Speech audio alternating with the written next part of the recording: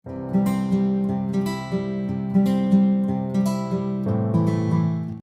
everyone and welcome to my class by Vinit. This is the second video where I am going to teach you sentence making.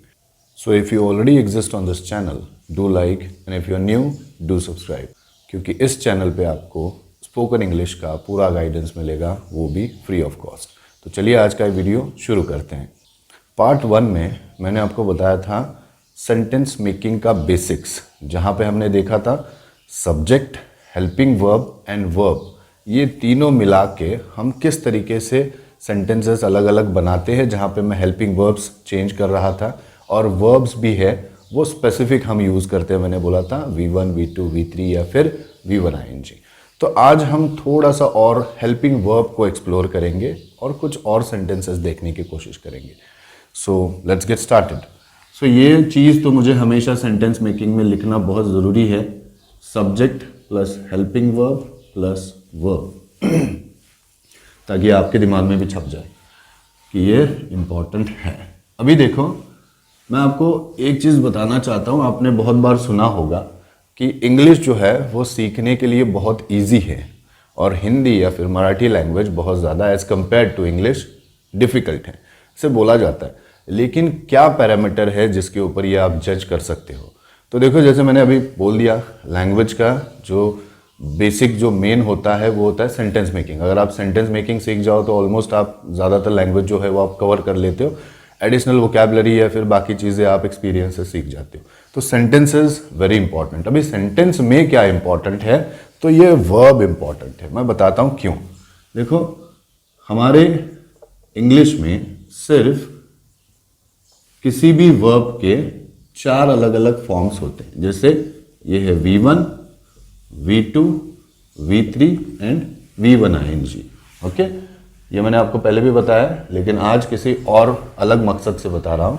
जैसे मैं example हमेशा लेता हूँ गो, went, gone and going. ये 4 forms हैं. Okay, Hindi में आप consider करो कि गो जो है इसका मतलब होता है जाना. अभी इसी तरीके से हिंदी में भी अलग अलग फॉर्म्स होंगे. ओके, जाता हूँ, जाएंगे, जाऊंगा, जाएगी. तो फिर इसका आप मतलब समझते हो कि हिंदी में I can not derive all of them, but इसको इस वर्ब के आपको कम से कम 25 के आगे फॉर्म्स मिलेंगे, even in Marathi also. So because ज़्यादातर लैंग्वेज जो शायद मेरे वीडियोज जो फॉलो करेंगे वो हिंदी और मराठी बैकग्राउंड के होंगे. तो जाना हो या फिर मराठी में जो भी होगा, उसके 25 से ज़्यादा अलग अलग फॉर्म्स आपको देखने को मिलेंगे. तो ये जो 25 से ऊपर जो फॉर्म्स होते हैं, ये क्यों होते हैं? क्योंकि जेंडर डिफरेंस भी आ जाता है इसमें.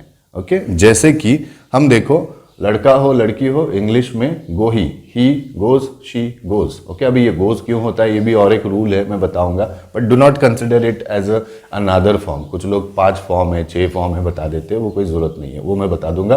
There is one rule which is applied to all the verbs. जो V1 है उनको सबको ES लगता ही है, तो वो अलग से रटने की जरूरत नहीं है हमें. तो जैसे मैंने कहा, verb could be applied as it is to the male and female both. लेकिन ये यहाँ पे जाती हूँ हिंदी में, जाता हूँ, ये सारा अलग अलग हो जाता है. तो इसीलिए माना जाता है कि हिंदी सीखना ज़्यादा डिफिकल्ट हो सकता है एज कंपेयर्ड विद इंग्लिश. तो देखो, अभी ये आसान तो है, लेकिन इसमें भी कुछ ना कुछ कंफ्यूजन्स है.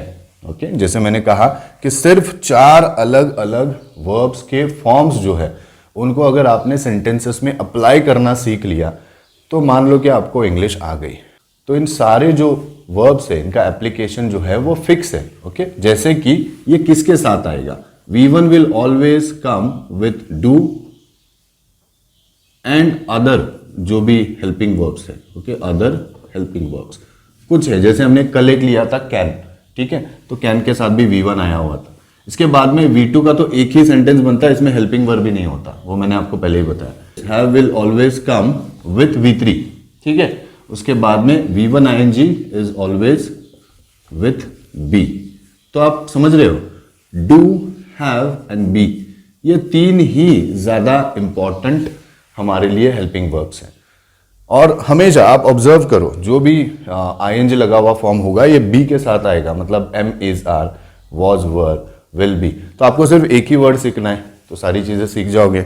अनदर थिंग इज V3, जैसे गॉन, रिटन, टेकन, इटन, संग, जो भी है, तो ये सिर्फ हैव के फॉर्म्स के साथ आएगा, जैसे हैव गॉन, हैव टेकन, या फिर हैव इटन, जो भी है, तो हैव के साथ ही ये V3 आता है हमेशा, और नॉट हैव के साथ बाकी फॉर्म्स भी, हैड, विल हैव, हैज, ये सारे। Have in general is representing whole family जो उसकी है, ठीक है। और डू के साथ में ये आता है, जैसे मैंने बोला था। और डू इतना आसान नहीं है, जैसे मैंने बोला कि सिंपल प्रेजेंट और सिंपल पास्ट, ये दो ही आपको नाम सिंपल है, लेकिन यही डिफिकल्टीज होती है इंग्लिश सीखने में। उसमें से एक तो मैंने आपको सॉर्ट आउट करने की कोशिश की है सिंपल पास्ट की, सिंपल प्रेजेंट भी मैं आगे आगे बताऊंगा आपको, बट मैंने जैसे कि कहा मैं टर्म्स यूज नहीं करता हूं, मैं सीधा बोलता हूं कि डिड का इस्तेमाल, समझ जाओ कि डिड है तो सिंपल पास्ट ही होता है, डू का इस्तेमाल करना है so definitely it is simple present. तो बोलने की क्या जरूरत है, do and did is very easy, okay, to understand to somebody who is not interested much in learning grammar and is interested in only improving his language, ठीक है। तो यहां तक आप समझ गए होंगे, this is the parameter, okay. ये 4 एप्लीकेशंस ऑफ वर्ब अगर आप सीखते हो, और आपको अभी इन जनरल यहां तक ध्यान रखने की कोशिश करो कि बी के साथ V1 ING आएगा, हैव के साथ V3 आएगा, इसका तो एक ही सेंटेंस होता है, और डू के साथ V1 आएगा, और कुछ अगर एडिशनल अदर हेल्पिंग वर्ब्स है तो उसके साथ क्या आएगा, V1 आएगा। तो ये बहुत ज्यादा जरूरी है, क्योंकि देखो now you understand subject, helping verb and verb. अभी ये सारे के सारे वर्ब के फॉर्म्स मैंने लिखे हैं, और कौन कौन से हेल्पिंग वर्ब आएंगे ये भी लिखे हैं। तो सब्जेक्ट तो हमें पता है, हम प्रोनाउंस यूज करते हैं, ठीक है। तो हमें ज्यादा हेल्पिंग वर्ब कौन से दिख रहे हैं आपको यहाँ पे, डू, हैव एंड बी। तो यही 3 हेल्पिंग वर्ब्स हैं जो कि पूरा इंग्लिश चलाते हैं, मैं बोल सकता हूं। और क्यों, कैसे, ये आपके सामने ही है। सारे सेंटेंसेस ऐसे बनेंगे, और ज्यादातर V1 में, V3 में, या फिर V1 ING में आपको ये 3 ही हेल्पिंग वर्ब्स यूज करने हैं, और यही तीनों हेल्पिंग वर्ब्स बहुत सारे बच्चों को अच्छे से समझ में नहीं आते। तो सबसे पहला रीजन जो ये 3 हेल्पिंग वर्ब्स जो भी है वो समझ में क्यों नहीं आते, because they play dual role. आप पहले तो समझो कि ड्यूअल रोल मतलब क्या है, कि ये हेल्पिंग वर्ब्स भी है तीनों के तीनों, और ये वर्ब्स भी है, ठीक है। तो मैं यहां पे थोड़ा सा समझाने की कोशिश करता हूं आपको। देखो पहले तो समझो हेल्पिंग वर्ब क्या होता है, और फिर वर्ब क्या होता है, इनका कुछ ना कुछ क्राइटेरिया होगा। देखो मैं आपको एक अंदाजा है, आपको इजी तरीके से बताने की कोशिश करता हूं कि हेल्पिंग वर्ब को नॉट लगता है, ये तो मैंने सिखाया हुआ है, तो मैं आपको बता सकता हूं। Whenever you convert positive sentence into negative sentence, helping verb को नॉट लगता है। तो यस, यहां पे हेल्पिंग वर्ब को नॉट लगेगा। वर्ब को नॉट लगता है क्या, नहीं, ठीक है। तो मैं यहां पे क्रॉस कर रहा हूं, this are the criterias I am writing, कि नॉट किसको लगेगा, हेल्पिंग वर्ब को, और वर्ब को नहीं लगेगा। और एक बात, ING किसको लगता है, किसे लगता है, ING is not added with helping verb. आपको पता है कैन का कैनिंग नहीं होगा, शुड का शुडिंग नहीं होगा, ओके। हेल्पिंग वर्ब के साथ नहीं लगेगा और वर्ब के साथ लगेगा, ठीक है। So I am just trying to differentiate कि हेल्पिंग वर्ब अलग है, अगर हेल्पिंग वर्ब के साथ कुछ होता है तो वर्ब के साथ नहीं होता है, ठीक है। तो नॉट हेल्पिंग वर्ब के साथ लगता है, वर्ब के साथ नहीं। ING हेल्पिंग वर्ब के साथ नहीं लगता और वर्ब के साथ लगता है, ठीक है। तो ये 2 ही क्राइटेरिया फिलहाल के लिए हमें, ठीक है। लेकिन और एक मीनिंग देखो, इसका मीनिंग जो है ये भी इंपॉर्टेंट। हेल्पिंग वर्ब को मैंने बोला था मीनिंग नहीं होता, हालांकि ये सेंटेंस को मीनिंग देता है, और वर्ब को तो मीनिंग होता है, हमें पता ही है, ओके। तो ये पहले नॉट और ING हम अप्लाई करेंगे इनके ऊपर। पहले तो मैं बताओ कि मैंने डू, हैव और बी, ये क्या है बोला था, helping verb. So they should follow this, ये जो बीच में जो क्राइटेरिया ये फॉलो करने चाहिए उन तीनों को, ठीक है। मतलब नॉट लगता है क्या, तो हैव नॉट, डू नॉट, और बी के फॉर्म्स होते हैं, बी एज इट इज नहीं यूज होता, ओके। जैसे इज नॉट, आर नॉट, तो यस ये फॉलो कर रहा है, ठीक है, मतलब हेल्पिंग वर्ब है। दूसरा ING लगता है क्या उसको, तो यहां पे ING नहीं लगना चाहिए एज हेल्पिंग वर्ब। लेकिन आप देखो डूइंग, हैविंग, बीइंग, ये तो सुना है, दैट मीन्स व्हाट, यहां पे ये क्राइटेरिया फॉलो नहीं करता, that means it is following the criteria of verb. कुछ समझ में आ रहा है आपको। तो ये तीनों के तीनों जो है, बी, हैव एंड डू, ये तीनों के तीनों वर्ब भी है और हेल्पिंग वर्ब भी है, मतलब ये दोनों के दोनों रोल प्ले करते हैं। लेकिन अगर किसी सेंटेंस में वो हेल्पिंग वर्ब है तो वो वर्ब नहीं होते, एक टाइम पे एक ही रोल प्ले करते हैं, ओके। और जैसे कि रूल्स अलग अलग है, उनका भी अलग अलग तरीके से यूज होना चाहिए।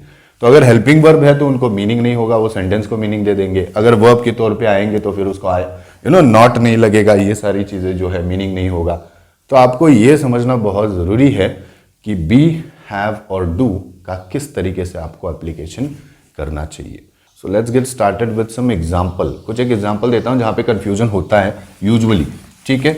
मैं हैव के एग्जांपल दूंगा आपको। बी ये तो मैं इजी है और समझ में आएगा आपको, बट कुछ कॉम्प्लिकेशंस कहाँ पे होते हैं आपको पता होगा। बहुत से लोग बोलते हैं कि हैव को आईएनजी नहीं लगता, ठीक है, हैव को आईएनजी नहीं लगता, हैविंग कहीं कहीं पे होना चाहिए, हैविंग का मीनिंग क्या होता है, पता नहीं कहाँ लगता है कहाँ नहीं लगता।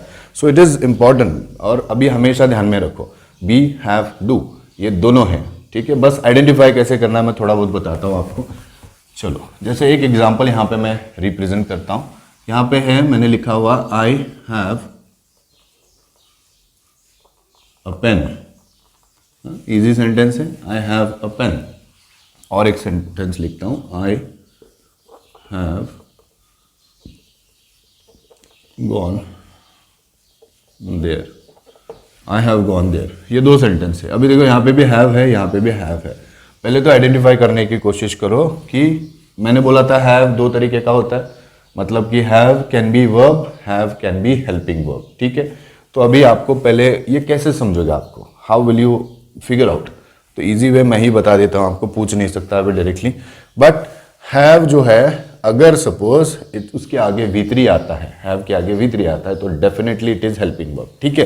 तो यहाँ पे V3 कहाँ पे आया है, सेकेंड सेंटेंस में, गॉन। तो यहाँ पे क्या है, वो हेल्पिंग वर्ब है।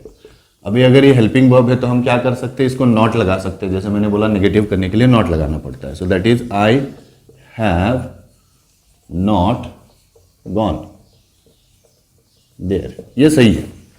अगर मैंने डायरेक्टली किसी को बताता हूं कि ये नेगेटिव बनाओ, तो इसमें भी बहुत सारे बच्चे I have not a pen कर देते हैं, क्योंकि मैंने बताया हेल्पिंग वर्ब के आगे क्या लगाओ, नॉट लगाओ। तो ये गलत है। क्यों? अब देखो, अगर if have is helping verb, इसके आगे V3 आना ही चाहिए, और यहां पे कुछ नहीं आया, यहां पे नाउन आया है, अ पेन। तो दैट मीन्स ये कुछ अलग ही सेंटेंस है। दिस इज S+V1 सेंटेंस, जो अभी तक मुझे सिखाना बाकी है और आगे सिखाऊंगा मैं। S+V2 सिखाया मैंने आपको, आगे आगे सिखाऊंगा, बट ये बेसिक्स है जो पता होना ही चाहिए आपको, इसलिए मैं पहले डिस्कस कर रहा हूँ। अगर ये नहीं पता होगा तो आगे क्या आपको ईजी होंगे, लेकिन फिर भी आपको डिफिकल्ट लगेंगे। सो आई हैव, देखो यहाँ पे have is acting like a V1 verb. मैंने बोला था ना, हैव का मतलब दो हो सकते हैं, खुद के पास होना और खाना, ओके, कुछ कंज्यूम करना, ओके, हैव सम वाटर आपने सुना होगा। तो उसी तरीके से यहां पे भी हैव मतलब खुद के पास होना, आई हैव अ पेन। अभी यहां पे अगर ये वर्ब है तो ये इस तरीके का सेंटेंस है, और इसके बीच में डू या फिर डज का इस्तेमाल होता है जब भी आप नेगेटिव करते हो। और वो क्यों, ये भी अभी मैं इमीडिएटली नहीं बता सकता, बिकॉज इसका भी डिस्क्रिप्शन बहुत बड़ा है, ओके। मैंने अभी अभी वीडियो में बोला था एक चीज कि सिंपल प्रेजेंट और simple past, these are the most difficult present and difficult past in English. तो ये वन ऑफ देम है, ओके। मोस्ट डिफिकल्ट क्यों बोलता हूँ, क्योंकि एक्सप्लेनेशन सही से नहीं जाते। अगर आप मेरा एक्सप्लेनेशन सुनोगे, मुझे लगता है आपको लगेगा बहुत ईजी है, मक्खन की तरह, एकदम एकदम ईजी है।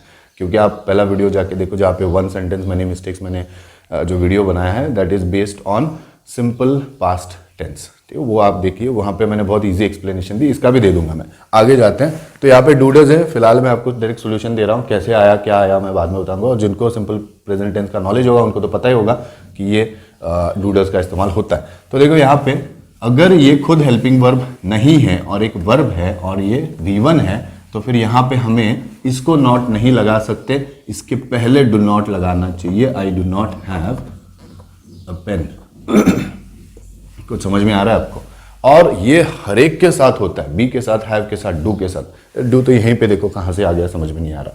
तो मैं आपको रिकमेंड करूंगा कि आप बी, हैव और डू का स्टडी जो है वो अच्छी तरीके से, मतलब पॉलिश्ड स्टडी आपकी होनी चाहिए, क्योंकि सारे के सारे सेंटेंसेस इसी के ऊपर बेस्ड होते हैं। और आपको एक चीज़ आइडेंटिफाई करने को आना चाहिए कि ये हेल्पिंग वर्ब है या फिर वर्ब है। और वो कैसे पता चलेगा? सीधा सीधा देखो आप, अगर V1 ING के पहले बी आता है तो डेफिनेटली वो बी के कोई भी फॉर्म्स आते हैं तो ये क्या हो जाएंगे? हेल्पिंग वर्ब हो जाएंगे, ओके। और जैसे मैंने बोला था बहुत सारे, like he is smart, he is smart. चलो ये बी का भी एग्जांपल लेता हूं। अभी ये इज बी का फॉर्म है, इसके बाद में V1 ing आया है क्या? नहीं. Okay, so that means it is not helping verb. तो फिर क्या है? तो इस सेंटेंस में इज मेन वर्ब, ये मेन वर्ब है. Okay, it acts like V1 बोल सकते हैं. वर्ब का first form am is are, ये तीनों को तीनों फर्स्ट है, फिर वॉज वर्ब और फिर विल भी आगे आता है. ठीक है, तो यहाँ पे अगर V1 ing नहीं आया तो समझ लो कि वो उसका अलग रोल प्ले कर रहा है, जो कि ड्यूअल रोल साथ में अटैच्ड है. Either it is helping verb when it is going to come with this, इस तरीके से आएंगे तो, अगर नहीं तो फिर वो वर्ब होंगे. ठीक है, आई होप मैंने बहुत कॉम्प्लिकेट करके पढ़ाया नहीं होगा आपको, इजी बताने की कोशिश कर रहा हूँ. बस यूट्यूब वीडियोस में आपको टाइम कम होता है और बताना ज़्यादा होता है, तो इसलिए थोड़ा बहुत मुझसे गड़बड़ हो सकती है बताने में, या फिर मैं स्पीड बता सकता हूँ जो आपको थोड़ा सा आराम से खुद ही सुनना पड़ेगा कि मैंने क्या कहा है. तो इन शॉर्ट, अभी बोलते ना summary, what I have taught today, तो समरी बताता हूँ. मैंने आपको बोला था subject plus helping verb plus verb, ये ज़रूरी है. This was previously taught. Helping verbs जो है इंग्लिश में बी, हैव एंड डू, ये स्टडी करना ज़रूरी है, क्योंकि ये तीनों के तीनों जो है वो वर्ब भी हो सकते हैं. ठीक है, कैसे? हेल्पिंग वर्ब मतलब क्या होता है, वर्ब मतलब क्या होता है, वर्ब को ing लग सकता है. ठीक है, और हेल्पिंग वर्ब को नॉट लग सकता है. ओके, यहाँ पे ये ing इसको नहीं लगेगा, हेल्पिंग वर्ब को, नॉट जो है वो इसको नहीं लगेगा. लेकिन ये दोनों के दोनों देखो, या फिर तीनों के तीनों, बी, हैव एंड डू, ये भी फॉलो करता है, वो भी फॉलो करता है. ठीक है, that means they are helping verb and verb at the same time. फिर मैंने आपको बताया था कि फिक्स कुछ ना कुछ इनके साथ वर्ब का फॉर्म लगता है. ठीक है, बी के साथ V1 ing लगता है, मैंने बोला था. डू के साथ V1 लगता है, हैव के साथ V3 लगता है. ये थोड़ा बहुत रफली ध्यान में रखने की कोशिश करो. तो आज के लिए इतना ही. अगले वीडियो में जानेंगे proper sentences with the use of helping verb B, जो कि एम, इज, आर, वॉज, वर और विल बी का इस्तेमाल करके बहुत सारे सेंटेंसेस बनते हैं. वो किस तरीके से बनेंगे और उनका मतलब क्या होगा, वो हम रेफरेंस लैंग्वेज का यूज़ करके किस तरीके से लिखना है, जो मैंने फर्स्ट वीडियो में भी बोला था. तो वो सारी चीज़ें हम अगले वीडियो में देखेंगे. तब तक के लिए